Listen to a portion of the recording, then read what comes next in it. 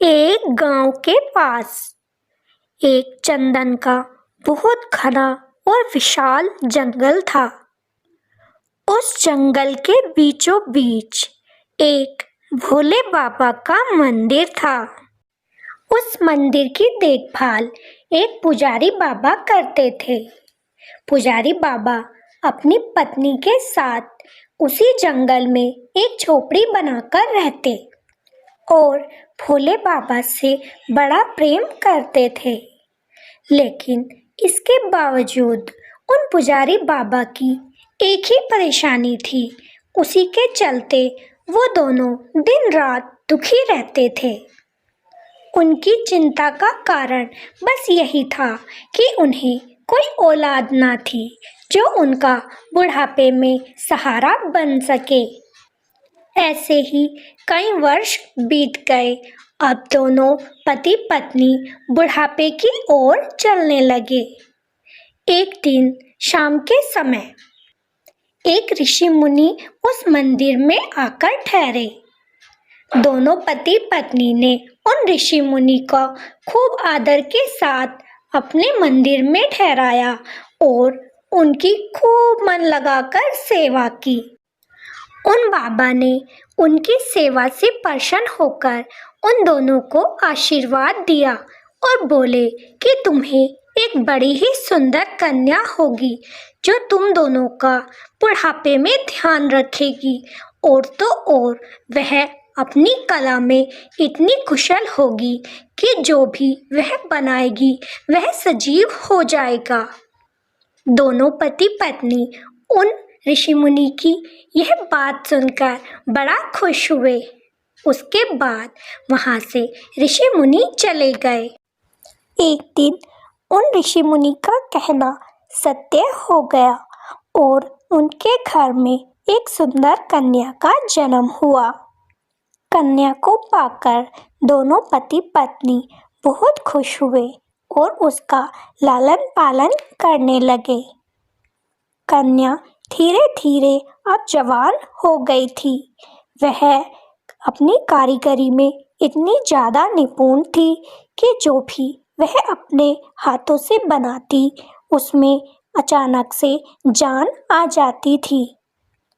एक बार उस कन्या ने एक सुंदर कालीन बनाई और उसे एक सौदागर को बेच दी। वह सौदागर जब उस कालीन को लेकर घोड़े पे सवार हो अपने नगर को जा रहा था तो उसने देखा कि जंगल के बीचों बीच एक बड़ा ही सुंदर और विशाल महल बना हुआ है। उस महल को देखकर सौदागर के आश्चर्य का कोई ठिकाना ना रहा, क्योंकि जब वह आया था तो वह महल उसे कहीं पर भी न दिखाई दिया। लेकिन आते समय अचानक से वह महल कैसे बन गया? असल में वह महल एक जादू का महल था। उसमें रहने वाला राजा दुष्ट और राक्षस प्रवृत्ति का था। वह लोगों को आए दिन दुखी करता, उन्हें सताता और लोगों से अपनी चीजें छीनकर उसे बड़ा मजा आता था। यहाँ तक वह पशु पक्षियों को भी बहुत दुख देता था, उन्हें मारकर खा जाया करता था। इस बात से बेखबर वह सौदागर उस महल के अंदर चला गया। वहाँ उसने एक सुंदर रानी को देखा तो रानी से बोला, रानी तुम ये कालीन ले लो, बड़ी ही चमत्कारी कालीन है, तुम्हें बहुत पसंद आएगी। रानी को भी वो कालीन बहुत अच्छी लगी। उस सौदागर से वह कालीन ले लिया। जब रात को राजा अपनी रानी के साथ उस कालीन पर सोया हुआ था तो अचानक से उसे गर्मी लगने लगी।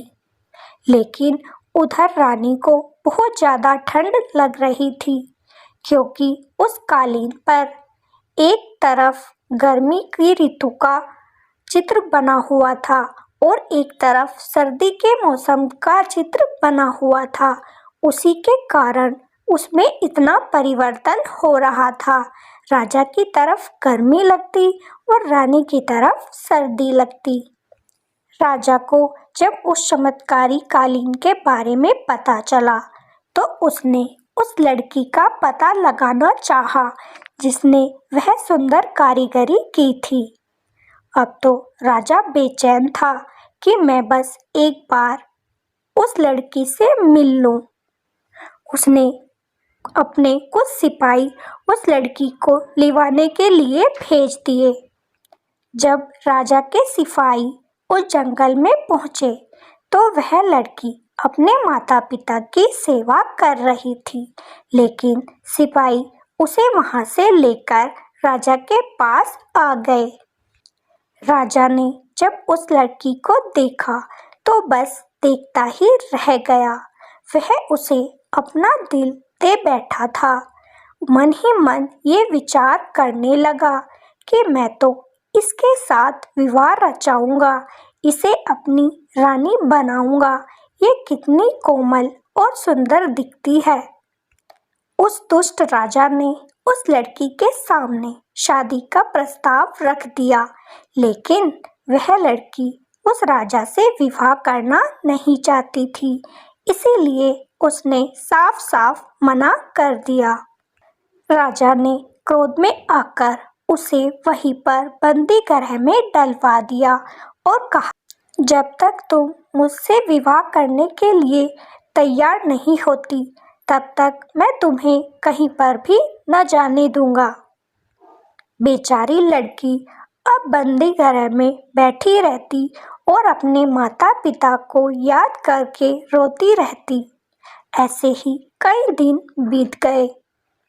यह बात जब राजा की उस रानी को पता चली तो उसने इस बात का विरोध किया और राजा को बहुत समझाया, लेकिन राजा ने अपनी रानी को भी बंदी गृह में डलवा दिया और वह तो बस उस लड़की से विवाह करने की इच्छा रखने लगा।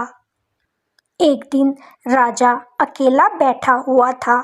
उसे तभी याद आया कि यह लड़की तो असल की कारीगरी करती है, तो क्यों ना इससे कोई कारीगरी करवाई जाए।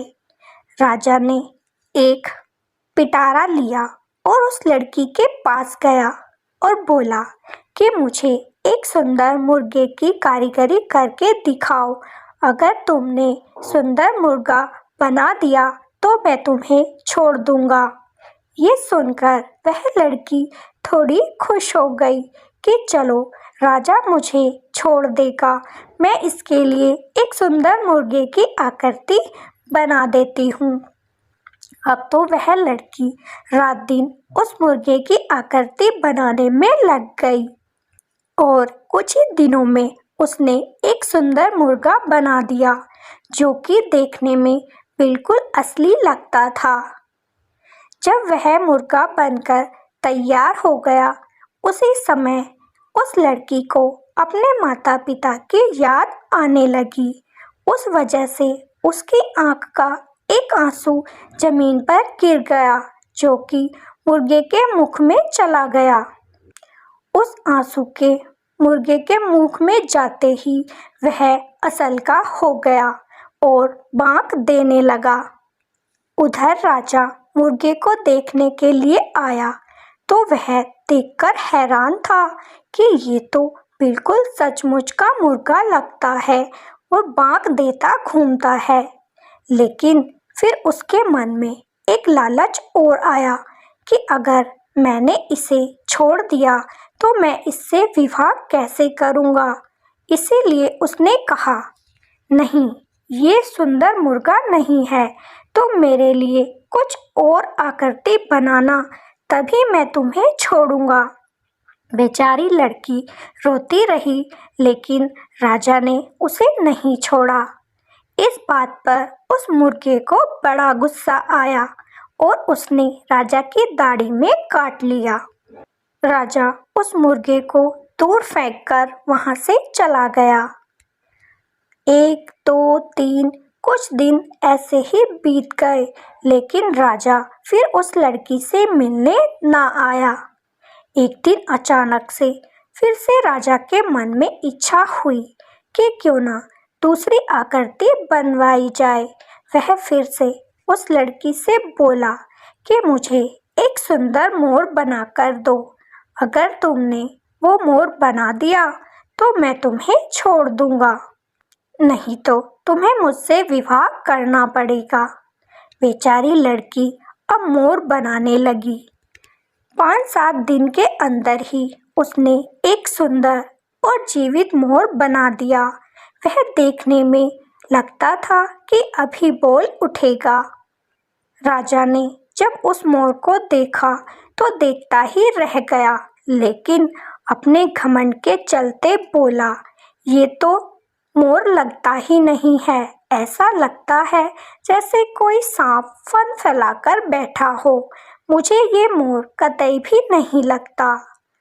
राजा ये बात बोल ही रहा था कि उस लड़की की आंखों से आंसू की धारा बहने लगी। लड़की ने अपने उन आंसुओं से एक लकीर बना दी। धीरे धीरे वह लकीर एक सांप में परिवर्तित हो गई और उस राजा के पास जाकर उस सांप ने उस राजा को डस लिया। राजा सांप के काटते ही मृत्यु को प्राप्त हो गया। अब उस लड़की को उस राजा से राहत मिल चुकी थी। लड़की ने रानी को छुड़वाया और पूरा राजपाट उस रानी के हवाले कर दिया और वहां से उस मोर पर बैठकर वह अपने माता पिता के पास चली। बुरे कर्म का नतीजा हमेशा बुरा ही होता है, इसीलिए राजा को अपनी करनी का फल मिल चुका था।